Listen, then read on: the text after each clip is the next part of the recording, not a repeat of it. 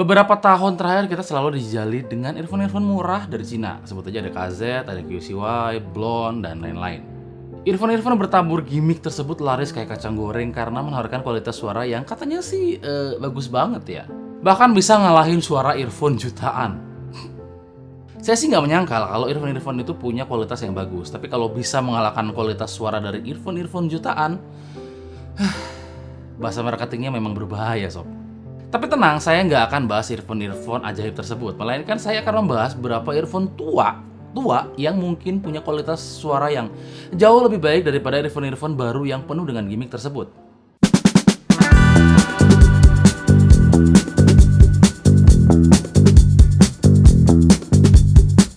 Kita mulai dari earphone yang pertama, Sony MH750. Ini adalah salah satu earphone legendaris. Bahkan saya yakin buat para pecinta audio portable pasti tahu sama earphone yang satu ini. Earphone ini bisa kalian dapetin dengan harga yang sangat murah di marketplace. Karena murah, rata-rata yang dijual itu edisi OEM ya, atau Original Equipment Manufacturer. Tapi harus tetap hati-hati saat membeli, karena sudah banyak beredar dengan embel-embel OEM, tapi ternyata itu adalah KW. Karena sekarang OEM itu adalah kata lain dari KW. Yaudah langsung aja bahas soal impresinya ya. Pertama dengar saya langsung ngeh kalau suaranya tuh Sony banget sob. Mungkin buat yang pernah punya HP Sony pasti hafal sound signature dari earphone mereka. Suaranya udah pasti warm karena earphone Sony yang brand itu bisa dihitung pakai jari ya. Salah satunya itu kayak XBA100 misalnya. Karena dia warm sudah pasti lebih bersahabat sama kebanyakan kuping orang Indonesia. Hi di earphone ini nggak terlalu menonjol tapi masih noticeable. Detailnya cukup oke, nggak bikin suara-suara kecil itu menghilang ya.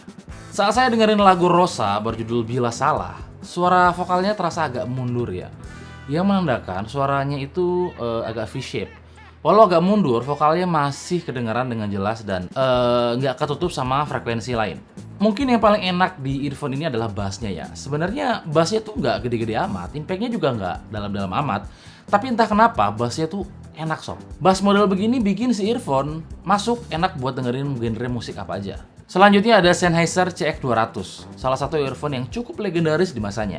Dulu saya masih ingat betapa mahalnya earphone Sennheiser, bahkan bisa dibilang brand ini adalah salah satu brand mewah ya.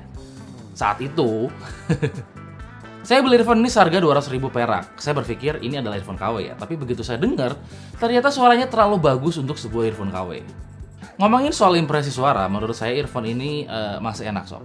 Suara high-nya masih cukup tinggi dan ini bisa dibilang earphone all-rounder sejati. Suara vokal kerasa agak mundur dan di tengah tapi masih sangat jelas dan nggak tenggelam.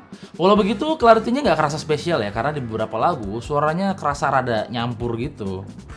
Waktu saya coba dengerin lagunya Blackpink berjudul See You Later, suara bassnya kedengeran enak di kuping saya. Suaranya tegas, impact-nya itu cukup dalam dengan kuantitas yang nggak terlalu besar sob. Selanjutnya ada Denon C700. Buat audio enthusiast, udah pasti kenal sama brand satu ini ya. Tapi kalau baru nyemplung ke dunia audio, saya yakin pasti masih asing. Denon ini adalah brand asal Jepang yang sudah ada sejak tahun 1910. Brand tua sob.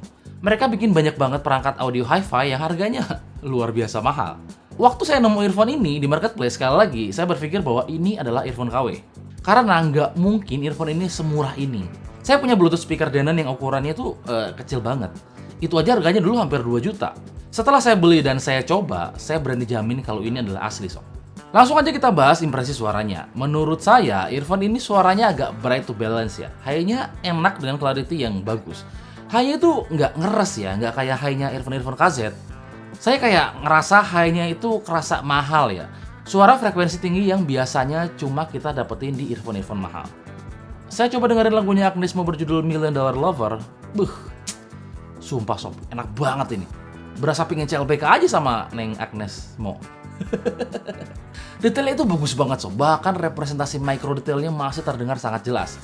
Dengar lagu-lagu akustik tuh enak banget lah. Mendayu-dayu banget sob.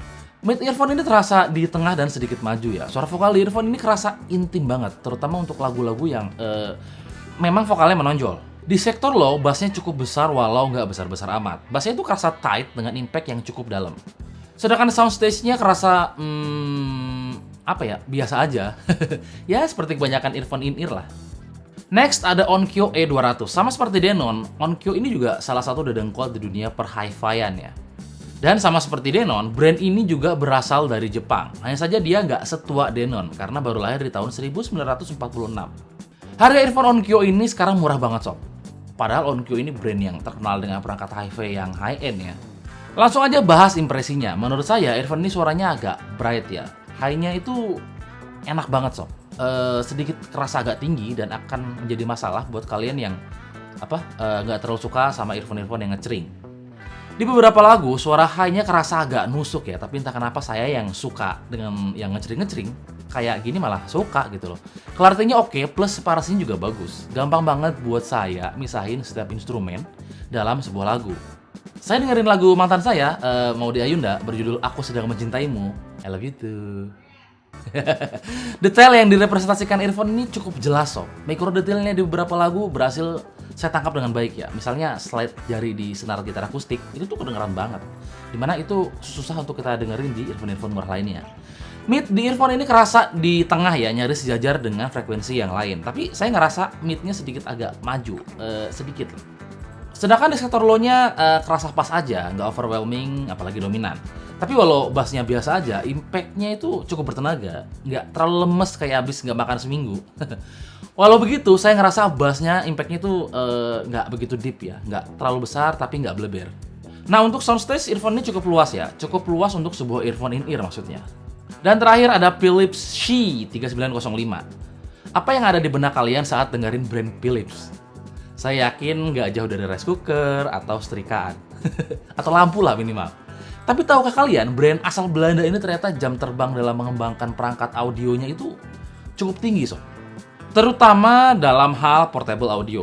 Bahkan salah satu headphone open back mereka yaitu SHP 9500 masih saya jadikan daily driver saya untuk saat ini. Tuh, situ tuh. Lihat nggak? Dan line up headphone in-ear mereka juga banyak yang berstatus fenomenal. Mungkin ini salah satunya yang paling fenomenal karena harganya yang murah ya, earphone ini. Dimana kalian bisa membelinya dengan harga di bawah 100 kalau nggak salah. Buset. Tanpa banyak basa-basi, kita langsung aja ngomongin soal impresi suaranya. Menurut kuping kaleng saya, suara earphone ini cenderung warm ya dan V-shape. Khas banget kayak kebanyakan earphone all round. Dan percaya atau enggak, suara dari earphone ini tuh jauh lebih mahal daripada harganya. Earphone ini suaranya kerasa pas banget, nyaris di semua frekuensi sob. Pas saya dengerin lagunya Jonas Blue berjudul Fast Car, high di earphone itu kalem ya dan kerasa nyaman di kuping. Walau high-nya nggak terlalu gede, tapi masih kedengeran ngecering menurut saya. Soal detail, earphone ini masih bisa saya nikmati karena penggambaran detailnya itu cukup jelas ya. Jauh lebih jelas kalau dibandingkan sama beberapa earphone lain di harga yang sama, di bawah 100 ribu. Di sektor mid, suara vokalnya agak mundur dan terasa di tengah ya. Posisi yang menurut saya pas untuk sebuah earphone all round. Nah, untuk sektor low-nya sendiri, bass di earphone ini cenderung unggul di quality dibandingkan quantity ya. Bassnya tuh gak gede, tapi enak banget sob, sumpah. Saya suka banget sama bass di earphone ini. Dan untuk sebuah earphone di bawah 100 ribu, serius deh, saya susah nemu yang kayak gini. Dan di video ini menurut saya, earphone inilah MVP-nya. Itu dia sob 5 earphone legendaris yang menurut saya masih layak beli karena suaranya masih terdengar enak di 2020 ini. Oh ya, semua earphone tadi saya audisi hanya menggunakan HP ini, LG V30 Plus 10Q. HP yang sekarang udah murah tapi punya sesuatu yang gak dimiliki sama HP lain, yaitu kualitas suara yang jempolan. Mungkin ini adalah salah satu smartphone yang kualitas suaranya mendekati dedicated audio player. Penasaran sama smartphone ini? Subscribe dulu dong!